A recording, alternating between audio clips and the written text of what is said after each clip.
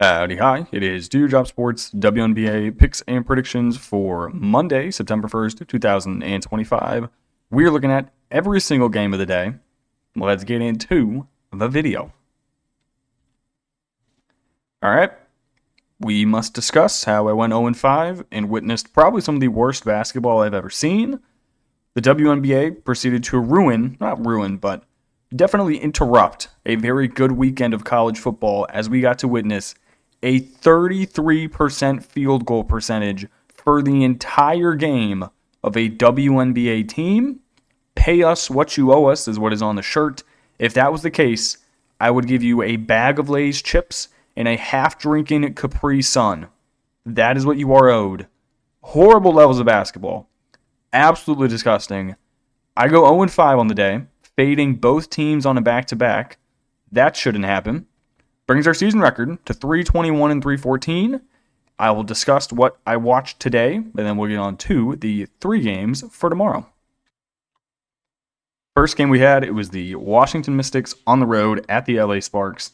Final score, LA 81, Washington 78. It really wasn't that close of a game, though, in the first half, and then in the second half, the Sparks just didn't feel like playing defense, nor did they feel like putting the ball in the hoop. First quarter, the score was 22-11. I was thinking, all right, the over is screwed, but at least the Sparks are going to cover the spread. Then they proceed to lose every single next quarter.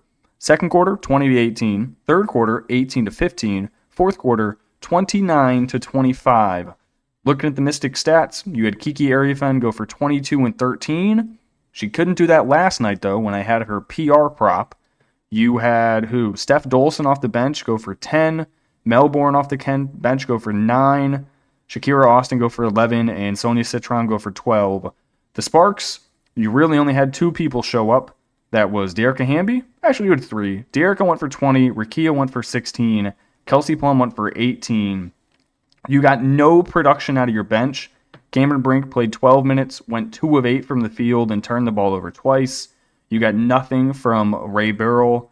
You got nothing from Julie Allemond. Azurá Stevens, I have not seen do anything in a long time. Looking at her game log, she has scored 9, 17, 5, 5, 5, 6. She has scored double digits once in her last 6 games. Previously, she'd scored 15, 17, 15, 10, 19, 21, 9, 17, 17, 15, 15, 21. What happened? I understand you're bringing Brink back into lineup, but Azurá is playing basically the same amount of minutes, if not more, and she's just not shooting the ball. So I don't know what's going on there. Too many turnovers. I didn't want to lay the number with the Sparks, but with the Mystics on a back-to-back, you'd think you'd have to, but apparently not. Now we're going to get into the real game here. The left side of the screen, I already talked about it. Pay us what you owe us. This was what I think the worst basketball game I've watched all season. Indiana Fever. You see the stats to the left of your screen. On the day, 21 of 63 from the field. They went 6 of 30 from deep. 6 of 30. That is 20%. Meanwhile, the Valkyries go 12 of 19%, or 12 of 19 from deep. 63% from the field. The Indiana Fever won the offensive rebound battle 11-4. They won the turnover battle 15-21. The Valkyries had 21 turnovers in a 40-minute game of basketball, and they won by double digits because nobody on the Fever can shoot. Lexi Hall, 2 of 5. Natasha Howard, the only person on the team who shot above 50%, 5 of 9. Aaliyah Boston, 2 of 7. Odyssey Sims went 1 of 10 from the field. 1 of 10. Kelsey Mitchell, 4 of 14. Ariel Powers, 6 of 13. Shea Petty, 0 of 3. I watched her chuck up back-to-back three-pointers. She bricked them both. No rim, all backboard. Probably the worst shit I've seen in the WNBA again the entire season. How do you win the rebound and turnover battle, but you lose by 12 on the road? Disgusting. And then Kelsey Mitchell, we had her points over 20.5. She scored 14 as she goes 2 of 10 from deep. Every single time I bet Kelsey Mitchell, she turns into Kia Nurse. Legitimately. All right, that's how I go 0-5. The WNBA sucks. All right, game number one. Take this with a grain of salt because my last 2 weeks in the WNBA have been atrociously bad at predicting what the hell is going to happen. First game, Atlanta Dream on the road at the Connecticut Sun. I'm going to take the Sun plus the 10.5. I'm also going to rock the under 158.5. This game is tipping off at 1 o'clock Eastern, so if you want to watch some midday WNBA action, this is the only game you got going on. Dream 25-14 on the year. They are coming off of a 22-point home win against the Wings. Semi-important injury news here. Jordan Canada officially listed as questionable for this game, which is an upgrade from what she was previously at, which was just out. So I'm assuming she'll actually shoot up. Normally they don't upgrade people to questionable if they're not going to play. If we're talking about lineups, it's not even close. The Dream do have the better lineup. However, they are just 1-1 against the Sun lineup straight up this year. Bit of revenge here for Tina Charles as well. Previous team, going to want to pop off. Sun, 10-29 in the year. They just got absolutely clapped by the Minnesota Lynx, 94-70. Prior to that game, though, the Sun had been covering machines. They'd cover 7 in a row. Injury report, it's clean, besides Bria Hartley, who is out for the rest of the season. And Nelson Adota is listed as questionable. It's just going to come down to, can Marina Mabrey make shots? And can Tina Charles do well? If they can, I think they can cover this number quite easily. Next game, another horrible basketball game. Wings on the road at the Lynx. The Minnesota's laying 16.5. The over is 168.5. I will take them both. I don't know why we can't just sim these basketball games, just straight up Madden style. You're trying to make a season and just bang, simulate every single game. On to the playoffs. Wings, they're 9-31 on the year. They've lost 7 games in a row. The injury report might be the longest it has been all season. Every single person is on it. I'm not sure how they're going to field a roster. The only person who's listed as probable is Paige.